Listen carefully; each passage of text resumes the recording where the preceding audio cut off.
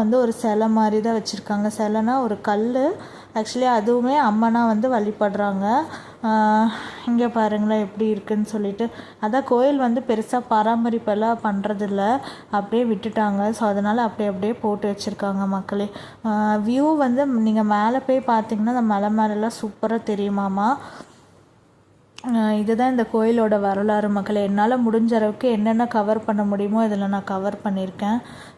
கோவிலோட ஹிஸ்ட்ரியிலேருந்து எல்லாமே நான் உங்களுக்காக படித்து நான் செக் பண்ணி சொல்லியிருக்கேன் மக்களே. இங்கே பாருங்களேன், பூசாரியுமே நல்லா என்ன கோயிலோட ஹிஸ்ட்ரி என்ன, கோயில் எப்படி என்ன எல்லாமே நீட்டாக எக்ஸ்பிளைன் பண்ணார், நீட்டாக சொன்னார்.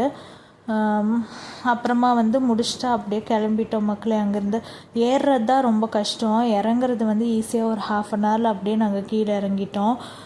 இங்கே பாருங்களேன், இங்கேருந்து பாருங்கள் வியூ எவ்வளோ சூப்பராக தெரியுதுன்னு சொல்லிட்டு. இங்கே பாருங்களேன். தேங்க்யூ ஆல், பாய்.